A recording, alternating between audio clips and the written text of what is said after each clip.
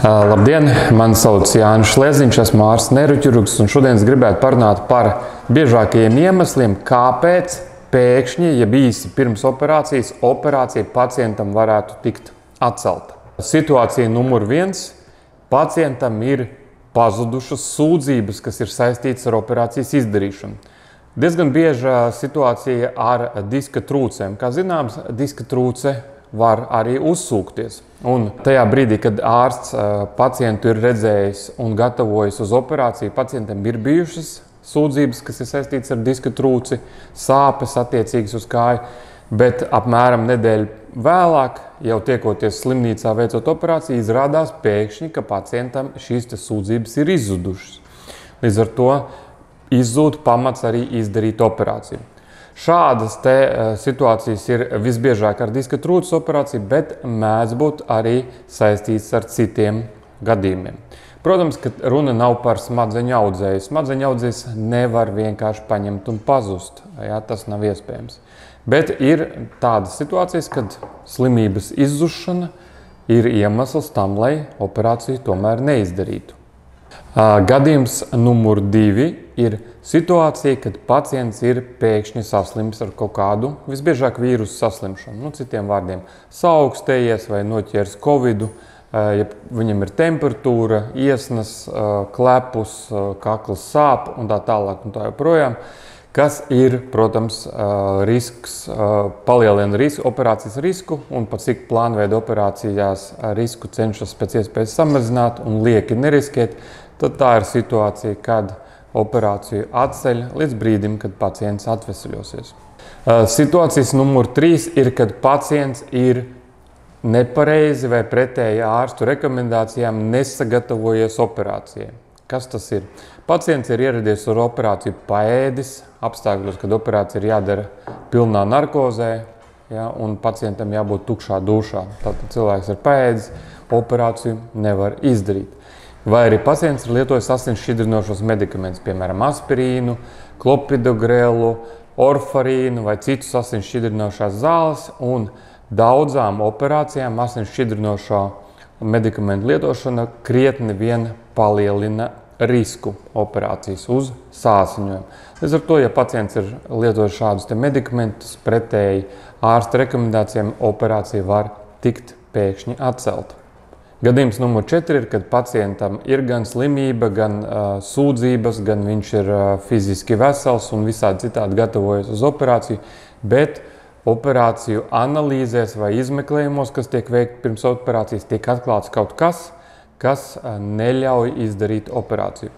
Lai šādus gadījumus pēc iespējas laicīgi izķertu, ir nepieciešama anesteziologa konsultācija vairākas dienas pirms operācijas, kur anesteziologs jau tajā brīdī varētu konstatēt, vai ir tādas problēmas, kuras ir pretrunā ar operāciju, un šo operāciju var būt jau atcelt vairākas dienas pirms, nevis operācijas dienas rītā. Tomēr mēdz būt arī tādas situācijas, kad pacients ierodas uz operāciju un tiek konstatēts, ka viņam analīzēs ir būtiskas izmaiņas, par kurām iepriekš nav bijis ne jausmas, kas neļauj izdarīt operāciju. Piemēram, cilvēkam var būt izteikti pazemināts trombocītu skaits. Kā zināms, trombocīti ir tās asins šūnas, jeb tie asins elementi, kas tiešā veidā ir iesaistīti asins recēšanā. Un ja šo trombocītu ir krietni maz, tad ir lielāks risks, ka pacientam būs palielināta asiņošana vai asiņošana vispār būs praktiski nekontrolējama, ja, ko nedrīkst pieļaut operācijas laikā. Gadījums numur 5, kad var īsi pirms operācijas izdarīšanas operācija tikt atcelta, ir kaut kāda operācijai svarīga specifiska aprīkojuma iziešana no ierindas. Ņemot vērā, ka modernas mugurkaula ķirurģijas operācijas un citas neiroķirurģijas operācijas ir saistītas ar augstas sarežģītības tehnikas lietošanu, tā skatā mikroskopi, ātrgaitas urbji, rentgena iekārtas, tad šad un tad visa šī sarežģītā tehnika, kaut kas no šīs sarežģītās tehnikas var arī salūst, un diemžēl tādas situācijas mēdz būt, kad iziet no ierindas, piemēram, rentgena iekārta operācijas dienā, un rentgena iekārta ir vitāli svarīga operācijas izdarīšanai, proti bez rentgena iekārtas operācijas izdarīšana kļūst daudz sarežģītāka un daudz riskantāka. Un pat cik operācijas ir plānveida, mēs cenšamies izvairīties no lieka riska, tad operācija var tikt atcelta. Situācija numur 6. Bieži vien vienā dienā ir vairākas operācijas. Un ja pacients, piemēram, ir paredzēts operēt kā 2. vai 3. tajā dienā, var gadīties, ka 1. vai 2. pacientam, kas tiek operēts pirms šī pacienta, notiek operācijas laikā kaut kādi sarežģījumi, kuru dēļ viņu operācijas ievelkās, kļūst krietni sarežģītākas un viņas ievelkās laikā. Proti 1. vai 2. operācija aizņem visu dienu vai lielāko daļu dienas, kad beigās tam cilvēkam, kam ir paredzēts operācija 3. vai 4. kārtā, vienkārši nepietiek vairs laika, kur, protams, nav apzināti ārsti to darījuši vai kaut kas apzināti noticis, bet strādājot medicīnā, mums ārstiem ir jārēķinās arī ar to, ka nevienmēr lietas notiek perfekti, kā mēs esam to plānojuši. Operācijas laikā var notikt kaut kādi negaidīti sarežģījumi, kas var operācijas pagarināt. Un līdz ar to tas cilvēks, kas